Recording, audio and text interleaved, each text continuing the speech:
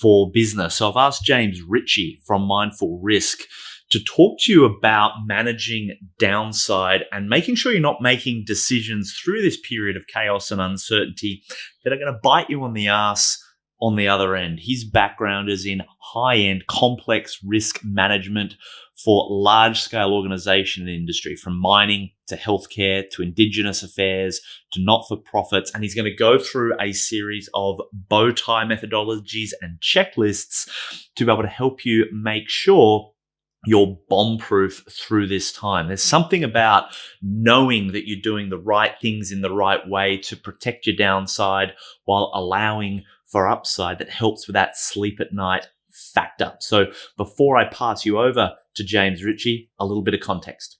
So you're about to sit in on a session from one of our crisis reinvention team, but let me give you some quick context.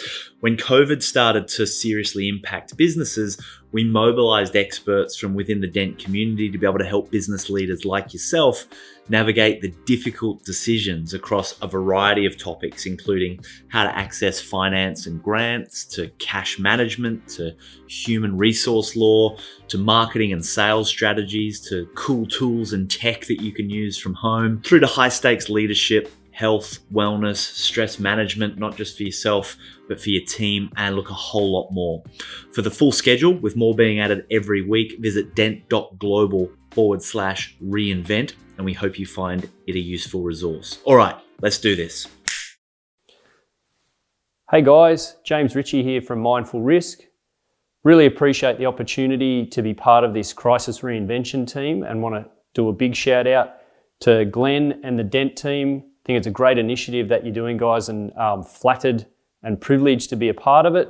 Similarly, any of you guys and girls out there watching this that haven't been exposed to the KPI program or the Dent product suite before, I strongly encourage you to go and get yourself involved at the very minimum with the KPI book. And I would also suggest the scorecard and any of the other resources that the Dent team provide, particularly the podcast. That's one of my favorite ones. So thank you guys. Look, so what we're here to talk about today is the current crisis, pandemic, whatever you want to call it.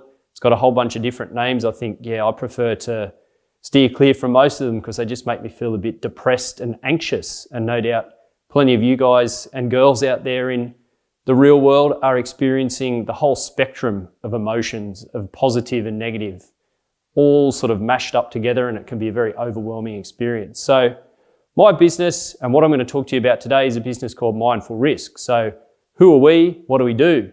So we help businesses, particularly in highly regulated sectors like resources, like healthcare, aged care, not-for-profit, disability, and rail, and all those sort of other ones in between, implement better and improved internal risk management processes and systems.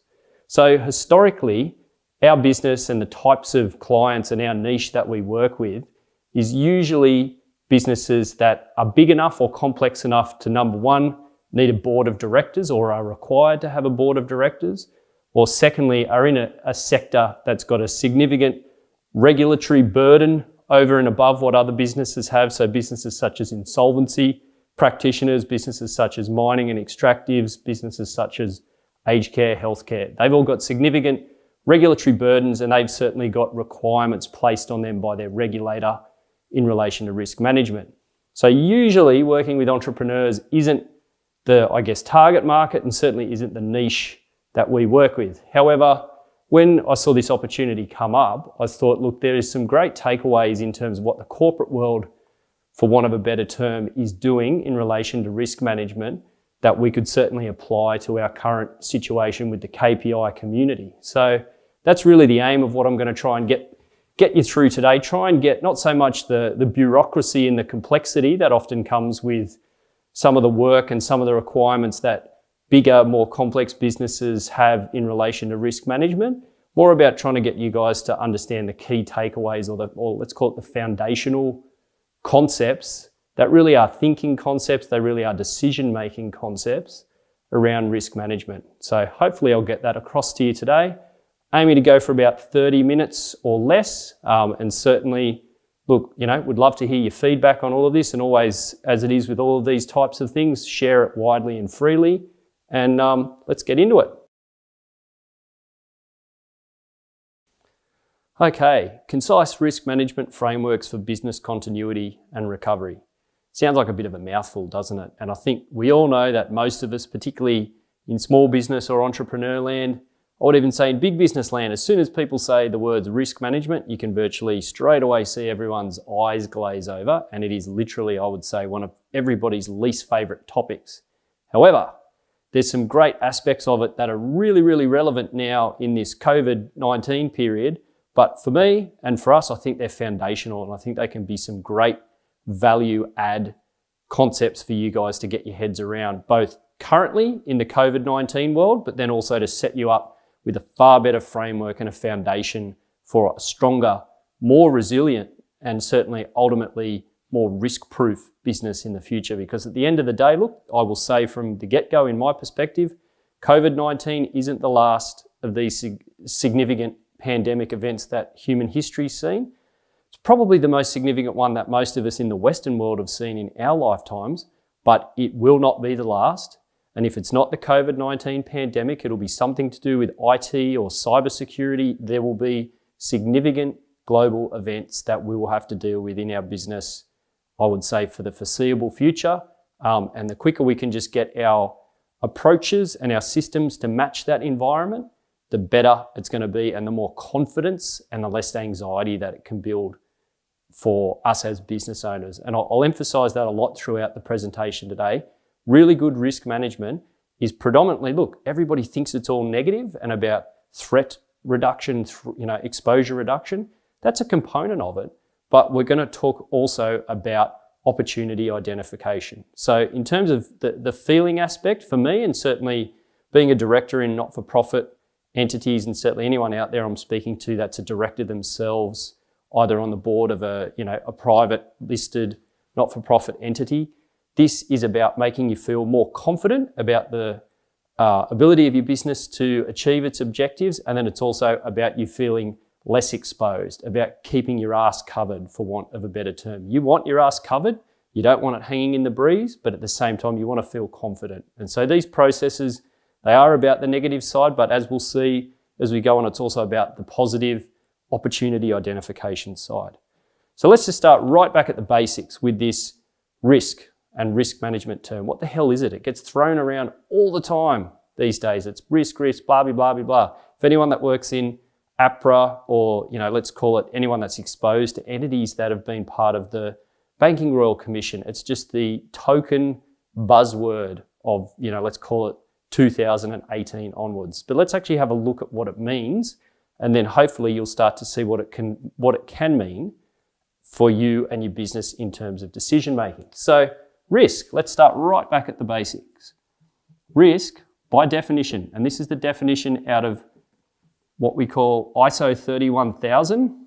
A lot of you probably already know what it is, but it's the international standard for risk management. I'm not going to go any further into that, because if I haven't lost everybody at that point, once I start going into the international standard space, I can guarantee I'll lose you.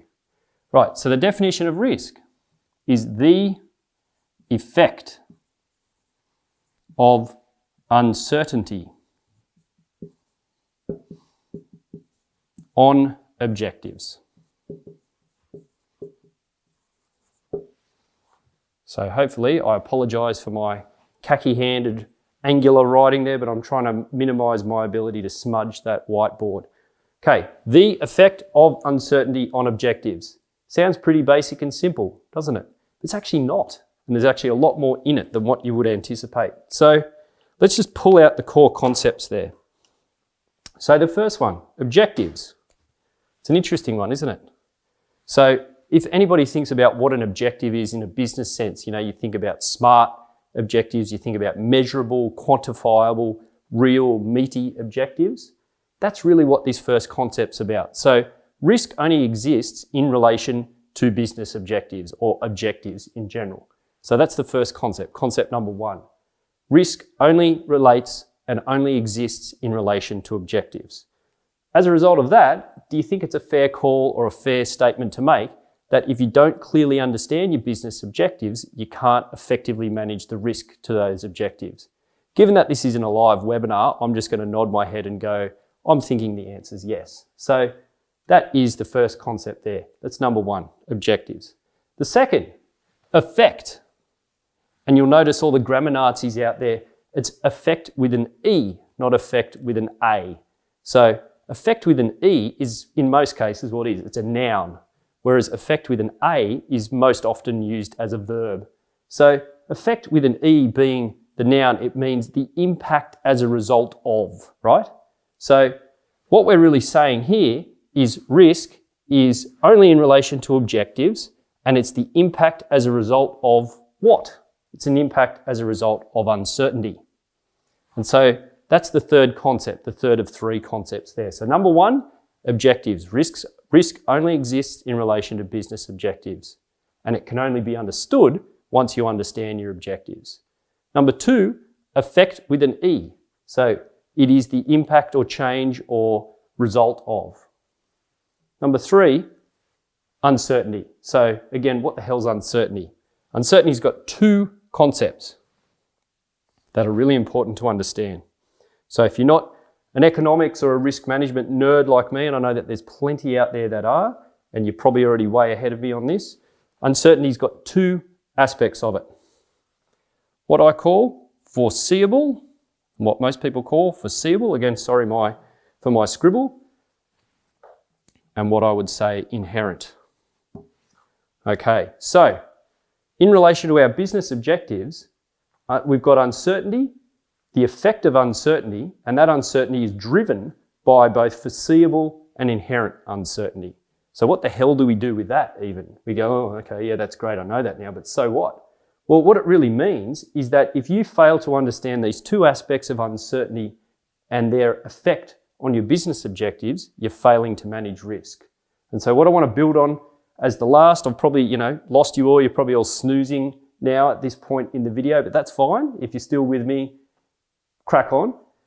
The inherent uncertainty, I think it's really, really interesting to understand that, particularly at the moment in related to COVID.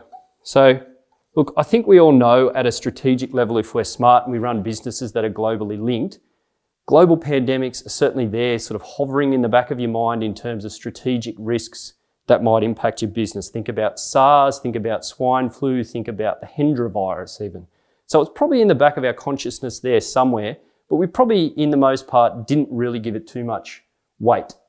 That's probably a great example of this, let's call it inherent uncertainty. And I would say the big bit about these two concepts is, let's say, uncontrollable to a large extent, controllable, and controllable. So I'm sure everyone's heard a lot in the last couple of weeks about, I guess, focusing on the things that we can control versus the things that we can't control. I would encourage you to think about this inherent uncertainty in those terms. So it's uncontrollable. It's those kind of out there in the sort of universe type issues that we probably never expect to happen, but we need to be aware that they are the, let's call it the unknown unknowns. We know that they're unknown, but we don't really know much about them other than that. So that's the inherent side. So what I'm saying is you need to understand that there are unknown unknowns. Tick, that's that one done. This one, on the other hand, foreseeable uncertainty. If you're running a business and if you're trying to run a business that's performance oriented, you really need to be on top of this foreseeable uncertainty. So many in the wash up of this whole COVID-19 process or period will probably start playing into this space. Think about books like Black Swan, in terms of, let's call it events that in hindsight were viewed to be foreseeable, but at the time everybody was effectively snowblind. I'm not going to pass judgment on where this is all going to land at the moment, but I think in the future people might be trying to land COVID in that space, and they might be right. I might be trying to land COVID in that space. But what I'm trying to say to you is that there is uncertainty related to your business objectives and the effect of it that you can control, and you can identify it, and you can manage it, you can control it. So really, in essence, what we're trying to bring that all back to now is that risk is far more than just that, oh yeah, we've got to make sure we have insurance and have some like safety policies in place and all that sort of stuff. It's actually a pretty big picture macroeconomic concept that really ultimately relates back to your ability to make decisions as a business, or your ability to make optimized quality decisions. So I won't labor that too much more, other than to say that we now understand that risk has three key components. Number one, it only can be understood and managed when it's related to your objectives. And in order to do that, you need to understand what your objectives are as a business. And then secondly, you need to understand the effect of inherent uncertainty, and I would say analyze and put systems in place to address the foreseeable uncertainty and the effect of that on your objectives. That's the closest you're going to get in this current environment to trying to, I guess, get back on top of things and get yourself a plan for going forward in this period after COVID-19. Okay. All right, now that we understand risk as a concept, and hopefully you now understand it at a greater level, or at a deeper level than what you previously would have or appreciated, really what I want you to take away from that discussion is that risk is really about the unanticipated consequences of our decisions that either negatively or positively impact our ability to achieve our business objectives. So if we understand that's the fundamental basis of risk, that it's everywhere, it's got an inherent and a foreseeable context to it, but ultimately it's about the unknown or the uncertain. So risk management by definition is, look, obviously and predictably, it's the activities, measures, processes, systems and decisions that we make in a business context to mitigate, transfer, modify or otherwise manage the risks that impact our ability to achieve our business objectives. I'd like to put a more positive spin on that in terms of saying, well, if we understand that risk is the concept that I've just explained to you now, I would prefer that you view risk management really as the processes you put in place to maximize your chance of achieving your business objectives and minimizing the chance that you'll have adverse outcomes befall you while you're in the process of trying to achieve your business objectives. So risk management's a positive thing. And as we'll see as we go along here, for you guys as entrepreneurs and smaller business owners, I can't emphasize enough that risk management is viewed as this sort of arbitrary bureaucratic process that lives in, the banking world or in the world of boards of directors. I don't think it is at all. I think it's a fundamental decision-making process, and ultimately for me and for our business, I believe it's an actual language of uncertainty. And so once you can learn to speak that language, I believe that you can actually learn as an organization and as an individual to make better quality, better informed business decisions. That's really what I'm trying to get across on all of this. And obviously, these are about thinking concepts. That's why I've tried to go quite deep into some of them, because for you guys, a lot of businesses that are hopefully seeing this video, you're not going to be big enough that you've got a board of directors and 5,000 employees and you operate a power station or a set of, chemical processing plants or something like that. That's probably not the audience in the KPI program, but I'm trying to get, hopefully, the benefits of what those types of sectors do at a thought process level across to you guys. So hopefully it can benefit you. So that's risk management. Okay, so now that we've got the basics of what I would like to get across to you guys in terms of how you can change your mindset or how you can really reframe risk and risk management as a language of business decision making and uncertainty, now I'm going to get into some of the tools. And again, these are the processes and systems and concepts that are often used by the big end of town, for want of a better term. And I'm going to give you a basic background on them. By no means it's not designed to be a deep technical dive, because you don't need that or want it. And if you're really excited about it, you can go and read the relevant international standards and Australian standards and all that sort of stuff. What I want to, again, focus on is giving you the key takeaways that would be, in my mind, most relevant to the KPI community and to your businesses in general. So business continuity, again, it's probably a term that you've probably heard a lot in the last couple of weeks or the last month. If you're not already familiar with it, it's really just about, again, an extension of this ultimate risk management process where you have effectively analysed your business and analysed the types of things that might cause significant outages and interruptions to your business and ultimately prevent it from achieving its objectives. And then you've taken appropriate steps to put risk controls in place to systematically prevent that from happening. The PPRR cycle. What the hell is that? Stands for prevention, preparedness, response, and recovery. We've just talked about business continuity.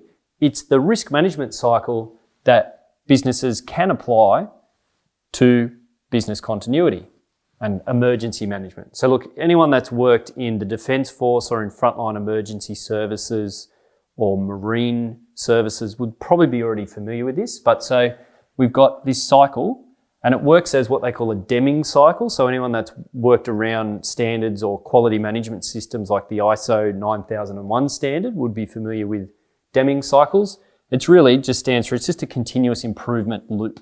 So this process is designed to be iterative and designed to be repeated. Okay, so prevention, preparedness, I'm probably going to spell this wrong as well, preparedness, response, and recovery. So again, bigger businesses in highly regulated sectors, they've got this shit on lock, pardon the French, or certainly the good ones do. What it means is that they've got systems and processes and arguably, too much at times, but the good ones have really quality mindsets and frameworks to be constantly looking at what are the 4 areas around their business continuity that they need to be constantly analysing and preventing, preparing for, responding to, or recovering from. So look, predictably at the moment, I think the whole world, but certainly the whole business world, is living in this space here, in the response space. So this is, if you look around at other businesses, these are all these pandemic control plans and other things that people are firing out everywhere, and guidelines and splitting teams into A teams and B teams and isolating workforces. That's tactical. That's what I would call tactical or response planning there. But at a point in the not too distant future, I hope, we'll move into this stage here, which is the recovery phase. So this is where the business has, let's call it, weathered the storm through COVID-19, and you're getting ready to bring your staff back into offices. You're getting ready to interact directly with clients again. And so what I'm going to hopefully get your heads across at the end of all of this is you'll see that really the recovery phase then leads back to the prevention and preparedness phase. So there's a fantastic opportunity if you get your head around this thought process and around these concepts, that once this crisis starts to subside and you start to recover, you can use systems and use this thinking to help your business move back into a stage where it actually comes back up with a far stronger foundation to actually prevent and prepare for future, let's call it, global crises, for want of a better term. So whether it's, as I said at the start, whether it's another COVID type pandemic, whether it's some sort of cyber related event, who knows what it's going to be. That's probably all I wanted to cover off with the business continuity PPRR cycle. And again, the concept that I'm looking to get you to take away from this as entrepreneurs and smaller business owners is the thinking process. So I'm a very critical and analytical thinker, and I think you'll find probably any of us out there that run accountancy businesses or law firms, you have that, it tends to be a particular personality type that lives in this space that has this kind of mindset. What I'd encourage the rest of the KPI community and the rest of the entrepreneur community out there, don't pull the handbrake to happiness on too hard and think that I'm trying to tell you that you need to be like a bureaucratic big business. All I'm trying to get across to you is the thought process involved in this, that you've got a systematic, continuously improvement-based thought process in your mind, and you're applying that to your business systems. So that's the PPRR cycle. Okay, so we've now built, hopefully in a steady crescendo, these concepts. So we understand risk, we understand risk management. We've now moved over to business continuity, and we've looked at the PPRR cycle. And again, key takeaways, it's about the thought process, it's about using systematic evidence, consistent, iterative processes within your business and within the way your brain works to make sure that you're making informed quality decisions. So we build on all of that and we go, okay, well, let's start to move into the real deal. How do we actually get this business continuity stuff happening? So one of the pivotal ways you do that is what we call a business impacts assessment. It's got a few different names. Analysis, assessment, it's really sort of potato. So BIA, business impact assessment. Sounds kind of scary. It actually doesn't have to be. So anyone that's done basic, and I'm sure if you could put your hands up, everybody would be saying it.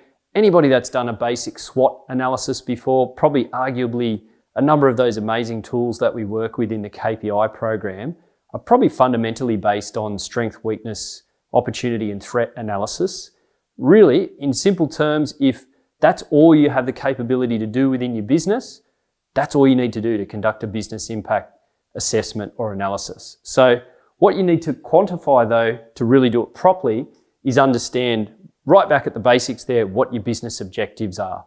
And so they really need to be measurable and quantified business objectives. So whether it's 25% gross revenue growth in the next 3 years, that's about probably the level you want to get into. You don't need to get too granular, but then you need to look at conducting this business impact assessment to start to really understand what are the types of things that can impact your business in an adverse manner. We'll talk about the opportunity side of risk, as I said, coming up, but this is purely on the negative side. What are the types of things that could impact your business and its ability to achieve its objectives? And then the very, very critical thing, which we will move into very shortly, is about the time or the time-weighted value of those impacts. So a business impact assessment, again, don't be scared by it. Don't think it's just all this sort of, corporate sector claptrap. Yes, it is, but it doesn't have to be. It's just about looking at the strengths, weaknesses, opportunities, and threats in your business, but taking a particular focus on the impacts of your business, the impacts on your business of those particular threats in a time-weighted value. So time-weighted value. And I'll explain what that means momentarily. Value. God, my writing is terrible. I apologise. Okay, so we've talked now about this business impact assessment. And again, it doesn't have to be a big, weighty, ridiculous, complex sort of thing. It could be a very quick, as I said, SWOT analysis. And you might look at the technology aspects as a strength. You might look at the infrastructure aspects of your business as a weakness. You might look at the threats being, COVID-19 related supply chain interruptions. It can be a very basic, very open, kind of like a brainstorming session for you and your team. But so what I'm getting to is you've got to identify in a systematic way the types of threats that are going to impact your business and what are the time-based variants that are the most critical for your business to be able to continue to meet its objectives. So I'll rub that off and I'll explain what I mean, because again, being a risk management nerd, I just tend to get bogged down in all this sort of techno-babble, mumbo-jumbo, and I need to bring it back to planet Earth. So when I was saying time-based, what we need to establish is, and again, it is death by acronym, but this space is death by acronym, unfortunately anyway. Maximum, it's got a few different variations. Maximum allowable, outage. So some people call it MOA, some people call it MAO. It doesn't really, maximum outage allowable, let's say that. So what it means is that for those threat events that you identify, let's say it's inability, let's say one of the business impacts of COVID-19, to use an example, is the inability of your business to be able to effectively deliver its core service because COVID-19 is interrupting your IT infrastructure. So the servers, say, for example, I know a lot of smaller businesses currently in this crisis have really struggled with accessing IT infrastructure externally. So they might have a server somewhere else and all of their staff are off site trying to access the company's servers back at the office, either physically or remotely located. So what you need to establish is, based on that impact on the business, what is the maximum amount of time that your business could continue to operate with that impact in place before it seriously and significantly adversely affects your business. So usually it's in sort of broad scale time terms that we want to establish this stuff. So if you take that example, roughly speaking, it might be that unless you take specific and direct action, and this is where the risk management thing and the risk controls will start to come in shortly. If you fail to take direct action on, say, that example, it might mean that within 72 hours, if you leave that issue unaddressed, that your business will be no longer able to deliver its core objectives. So no longer able to deliver on its core service offerings that are critical to that business. That's the way you work out that 72 hours. And so we use those SWOT analysis tools, or you use those brainstorming tools. That is one way, one of many ways to establish this maximum allowable outage. What I'm going to go on to now is kind of my little signature tool. So I certainly didn't create it, but it's certainly a very well used and well recognized risk management and risk analysis tool now. It's called the bow tie analysis. It's certainly got a very significant and technical background. I'm not going to go into that at all with you guys. I want to give you just a quick and dirty, let's call it a tactical bow tie lesson, tactical ties. So let's move on to that, and hopefully you'll start to see all the pieces of this puzzle start to link together. Okay, so building in this risk analysis, risk management space. So we've talked about business continuity planning. We've talked about business impact assessment. I've covered very briefly this concept of the maximum allowable outage. Again, takeaways for you guys in the entrepreneur community out there. It's about having a systematic and considered way of thinking about the business, its objectives, the risks that you face in relation to those objectives. Business continuity planning, one of the best ways, and certainly one of the best ways of establishing good business continuity risk management in these times, and I would argue in any time, is using a tool called the bow tie analysis. It can be, or it certainly is often used in quite a complex fashion in sectors such as chemical processing, offshore petroleum and gas, the extractives industry. It's certainly, though, also becoming really commonplace in the financial services sector and other sectors well outside of where it traditionally came from. And yeah, sorry, bad dad joke. I love a good dad joke, so hence the bow tie. So what value is the bow tie to you guys as small business owners or members of the KPI community?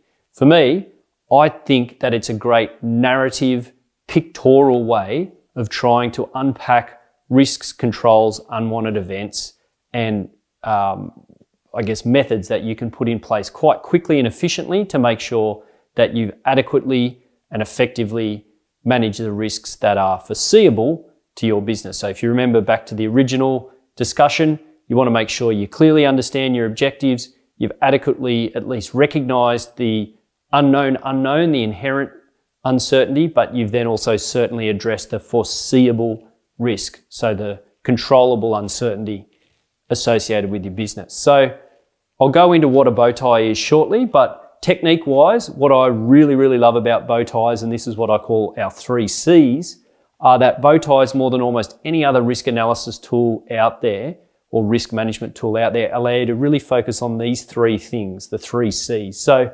controls, as in risk controls. Connection, as in connection and interdependencies between bits of your business, between other bits, aspects of your supply chain, all sorts of things. And causality. What I mean by causality is it allows you to show a narrative pictorial style pathway that is clearly and easily understood by a wide audience. So if you imagine these things, they're kind of almost just like a structured mind map. That's probably a good way to think of it. Everybody knows mind maps. This is just like a slightly structured, more boundaried mind map. They certainly can go into very technical spaces, but they don't need to. So let's get cracking, and I'll show you on the board what an actual bow tie looks like, and we'll do some worked examples so it hopefully gives you some benefit that you can apply to your own business.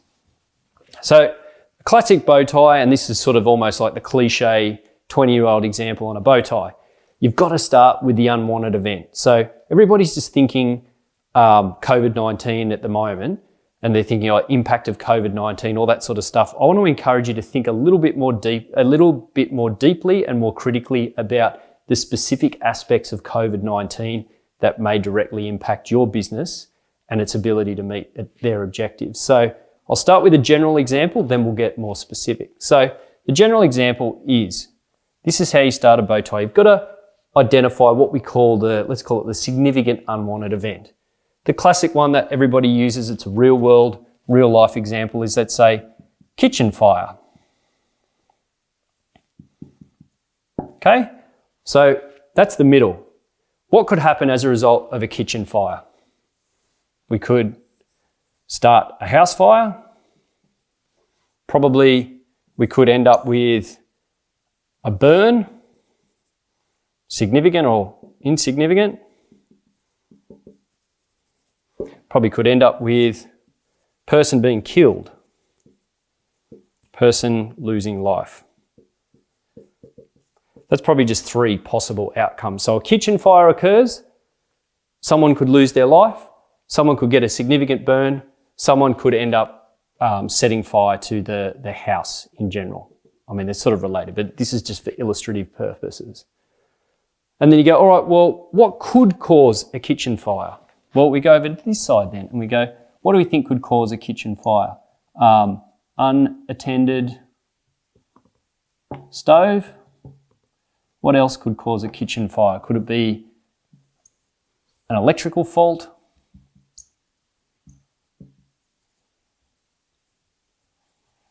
What else? Is there other? God, I'm just thinking out loud here. Electrical fault could be improper use. Stove, little Johnny decides to try and melt a couple of G.I. Joes or something like that. Your son or daughter decides they want to throw some playing cards into a pot on the stove or something like that, just to see what happens. So you can see in the middle there's the kitchen fire, and you can see the outcome is somebody losing their life, somebody getting a significant burn, or setting the house on fire. That could be caused by somebody leaving something unattended on the stove, an electrical fault in the system, or somebody improperly using the stove. That's just, again, illustrative purposes. So you can see this mind map process developing. And you go, all right, well, the beauty of these bad boys is that you go, all right, well, now what we can do is we can see a really easy causal pathway to then go, all right, we want to stop that kitchen fire occurring. So what can we put in place to stop that occurring? So an unattended stove, I'm thinking you could put in like an auto shut-off switch or something like that. Switch or a timer. An electrical fault, you could make sure that you've got RCDs, so safety switches, RCDs. Improper use of the stove, look, I don't know, you could say, only mum and dad use the stove or something like that.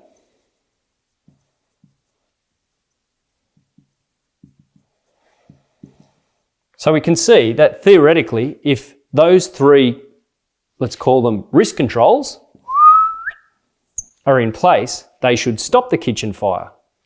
I think we probably agree with that. So if the kitchen fire still occurs, so if these risk controls fail, what would prevent these events still happening? So over on this side here, we can talk about, so these are what we call our preventative controls.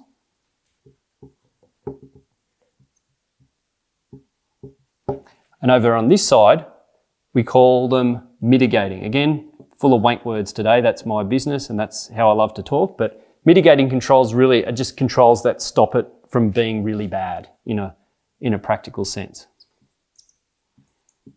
So what are the mitigating controls that you could put in place to stop a house fire? So you could have fire blankets.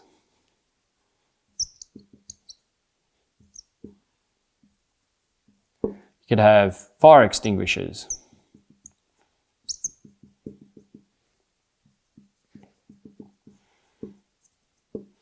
You could have, shower, sprinkler systems. I mean, you're not going to have those in a residential house, but you know what I mean, sprinkler systems. So what we can see is that we understand that those controls won't stop the kitchen fire happening, but they will potentially stop somebody losing their life or the house burning down. And once you get to that point, you can see, oops, what a terrible drawing. Do you remember Mr. Squiggle, like upside down, upside down? That is a very terrible looking bow tie, but a bow tie nonetheless. So that's the core concept underneath. So that might have been a slightly difficult example to follow, but I guess what I'm trying to get across to you guys there is that there's all these big sort of weighty techniques out there, but the reality is the way you apply them in the business can actually be really agile and tactical. And what I'm leading to, hopefully what you're starting to see, is that we've talked a bit about business continuity, this business impact analysis, and this maximum allowable outage time. Even if you don't need or want or have a reason to use those, I would say you can then go straight to a great technique like the bow tie analysis, and you can effectively and in quite a concise fashion, develop up effectively a business continuity plan which incorporates those aspects that I've just spoken about that's relevant to your business using nothing more than a bow tie. I mean, look, ideally you want to have a little bit more substance behind your planning, but at the moment when we're just all trying to respond, back to that PPRR model, that respond space, I would say use one of these bow ties, use them to plan out the way that you're going to, I guess, maintain your business if it's going to be a business that can be maintained. And then we can start to get a little bit more excited about the recovery and back to the planning stage, which is where I think some of the more detailed and weightier topics that I've talked about might become more useful to you. But at the moment, we're just going to focus on the bow tie. So let's do hopefully a more real world example based on predictably the COVID-19 state in relation to a business that might match to yours. So look, let's just say, back to that example again, we go to our middle point here, so our actual bow tie. And what I'm also going to add on to this, and I'm not trying to confuse you, is what we call the inherent or hazardous condition that's in play. So at the moment, COVID-19 is present in the community. Right? That's a fact. In fancy pants risk management speak, you might talk about this in terms of scope and context. We're not worrying about any of that sort of detailed stuff today. I just want to put that up there so you can say, well, let's call it the inherent potential hazard or risk is the fact that COVID is around in our community. Okay? So then you want to draw a line and go, well, how the hell is that going to affect my business? And it might be different for every business. So, I'm not talking about everybody just being as broad in their terms as saying COVID-19 outbreak in my business. There might be a specific unwanted event that you're trying to prevent. And I'd encourage you to think at a quite detailed and, don't just jump to sort of conclusions on that based on what your instincts say. So I would say, take a business that provides professional services to another business. The really significant event that's going to impact their business continuity might be the fact, as I said, that they can no longer effectively access their IT infrastructure. Or there might be another issue, for example, where you've got real personnel, say, delivering real services in a home. The threat might be that your staff or your personnel are now unable to attend to their job in the normal way. They might no longer be able to deliver their services in a home-based environment if they deliver home-based services in the trade space or in the aged care or caregiving space. So you want to get that event right. So let's say, just as an example, let's say COVID-19 outbreak in my workforce. And I'm going to assume that, some of you have workforces, some of you are self-employed, some of you this may not be even relevant to. So the actual event we're trying to prevent or we're trying to respond to, or let's say the event that we really is going to have the most significant impact on our business continuity and our ability to deliver our core services is if you have a COVID-19 outbreak in your workforce. So we go, all right, well, what might happen as a result of that? And it's not, it's the obvious one. So, loss of life. I'm going to get a little bit more businessy here and say what could also happen. It could be loss or suspension of major contracts. I mean, that's ultimately going to be a loss of revenue for the business. Might be non-compliance with your regulator, so as in non-compliance related to whatever relative legislative environment you're operating in, non-compliance with legislation or standards. You might be a business that's certified to a particular or specific standard. Might even result in, if they're not already out there, the ambulance chasers no doubt will be out in coming months if you've got a workforce that are potentially exposed to that. And so it might end up with, litigation, work injury damages claims, all the stuff that comes out of the potential downside of having employees or workers work for you. Litigation, work injury damages. And look, the list could go on. We could end up with 10 or 12 there, but this is just, again, for illustrative purposes. Okay. And so what could cause the COVID outbreak? So could it be, so we know that it's present in the community. How is it actually going to get into your workforce in a way where it's going to affect them or let's say your business? So poor hygiene. What I mean is poor personal hygiene. I would say, lack of social distancing. What I'm really saying there is, not non-compliance with social distancing guidelines. Could be shared work surfaces.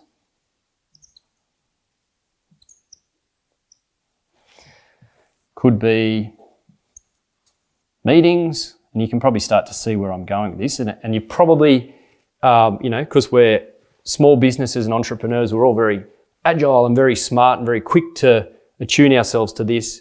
Appreciate that many of you have probably already been through this process and you might be way ahead of me, but that's fine. Want to give you that opportunity to at least see our take on it anyway.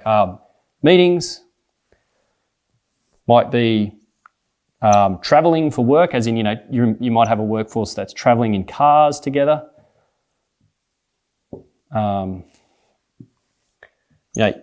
Might be overseas travel, so you might have people or you might have their family members that have recently travelled overseas. So that's just a number of them. There's probably a heap more in there. So you go, all right, well, now we understand what we want to prevent, what it could result in, and what are the ways that it could happen. So if you remember back to my 3 C's in terms of controls, connection, causality, think of it as this fancy-pantsy mind map. We go, all right, well, if you're a business, let's say you're a smaller legal practice and you might employ 10 people, 15 people, something like that.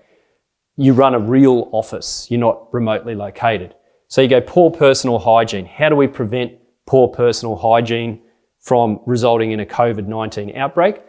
We might actually then go to what I know everybody's talking about. Let's call it the A teams and B teams control. So the risk control there really is reducing the overall number of people in your workplace at any one time. Lack of social distancing, the way we prevent that might be, and these controls might also be linked as well, but this is just a thought exercise. Lack of social distancing might be splitting teams. As in, you might remove all your non-essential teams or you might cut them in half and co-locate them other areas. Shared work surfaces. You might go, all right, well, we're going to remove, and you probably can't see at this distance anyway, remove all shared cutlery.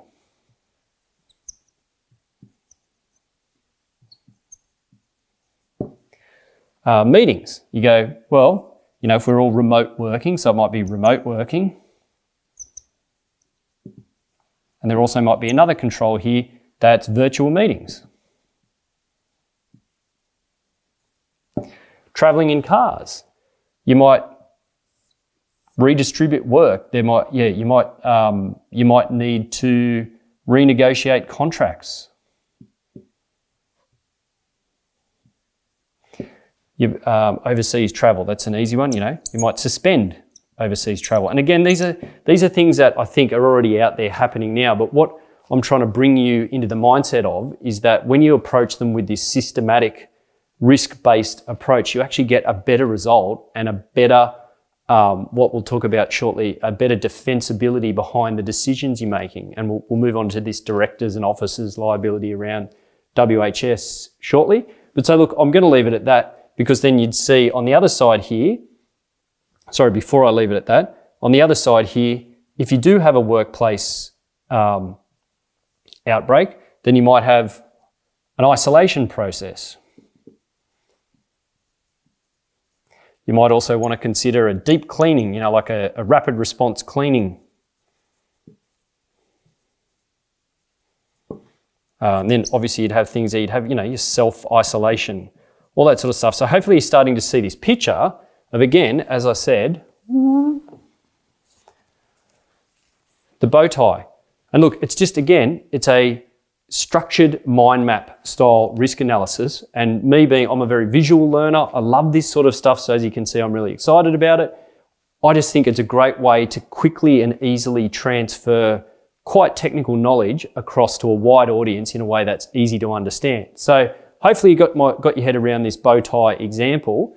And as you've just seen there, even you guys as small business owners and entrepreneurs, we did that in 5 minutes. You could sit down with your team. It might only be 4 people, might be on a Zoom call, and bang out a bow tie. And I guarantee you, when you approach it with this systematic risk management mindset, there'll be times where you just go, oh, wow, we didn't think about that. So it's just about making sure that you've made informed decisions, you've minimized your assumptions and your bias, and you've actually got some defensibility behind them. So that is the basics of how you can then deploy one of these bow ties.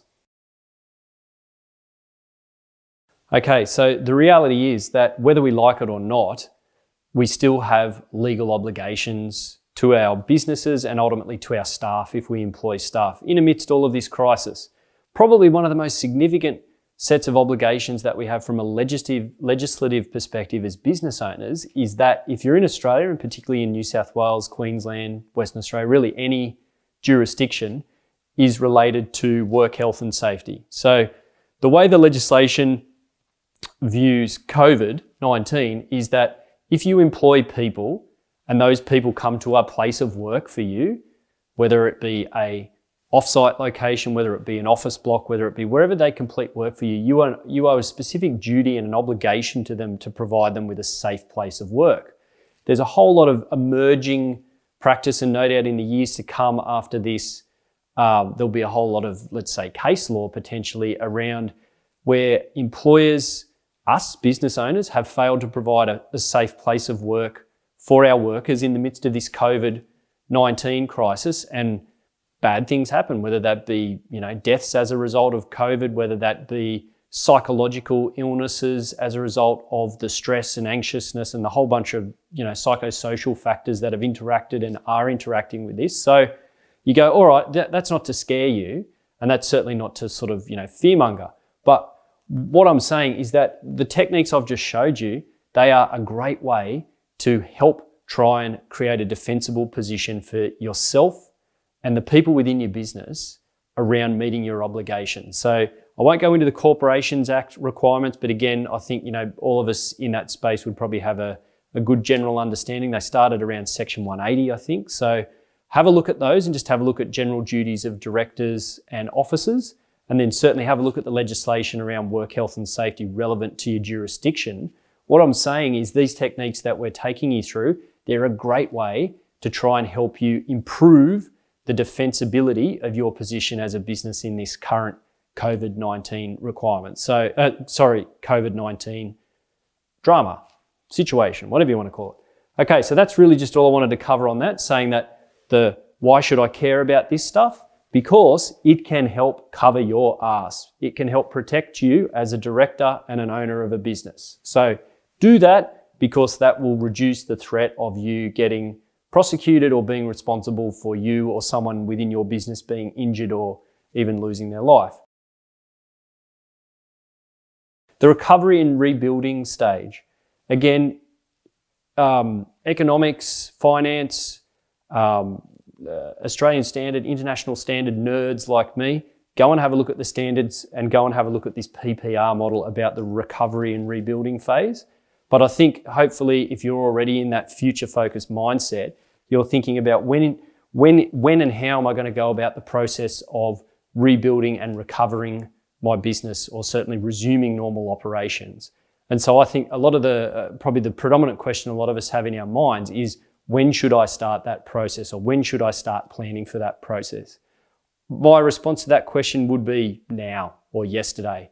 I think you should already be planning for that recovery, and I think you should be using these techniques that I've talked you through today to try and already get ahead of the curve on the rebuild and the recovery that will look ultimately is already on its way in relation to the COVID-19 crisis. Okay guys, just to wrap up, they're the 5 key areas that we've talked about that I've covered with you today.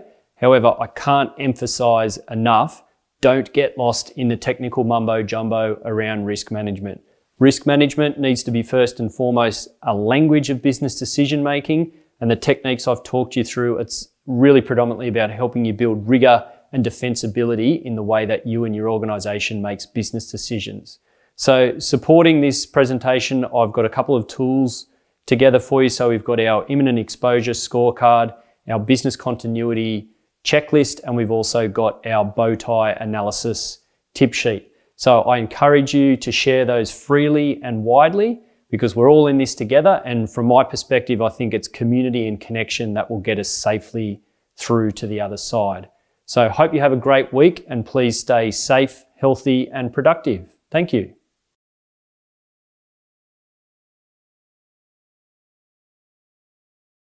For more expert talks, just visit dent.global/reinvent, because we believe that the decisions that you make now matter more than ever. We started Dent 10 years ago in the middle of the GFC in London, and we shared the key person of influence methodology as a tool to be able to help businesses thrive despite the chaos. Today, it's a best-selling book, and over 3,000 businesses use the methodology like an operating system for driving performance. And we've learned that regardless of economic conditions, that your primary focus as a founder should be showing up as the go-to brand, the key person of influence in your industry. More important than systems or social media, more important than Facebook videos or launching a website, the goal of showing up as the key person of influence in your industry should be the organizing force. It should be the primary objective that helps align all your other decision making. Because as your influence and reach expands, it becomes easier and cheaper to attract clients, team, media, even investors. When times are tough, it's the key people of influence that become even more valuable and even more in demand. And if you've been in business for a while, you're probably a lot closer than you think. So every week that this COVID-19 thing continues, I'm going to be hosting a weekly talk to be able to help business leaders like yourself recalibrate their focus so they can make the most of the times that we're in. If you're interested in jumping on a Zoom and saying hi with me, you can find the link to register for my sessions as well as all of the crisis response team sessions at dent.global/reinvent. If you found this useful, let us know. My name's Glenn Carlson, and please be brave, have fun. Let's go make a dent in the universe.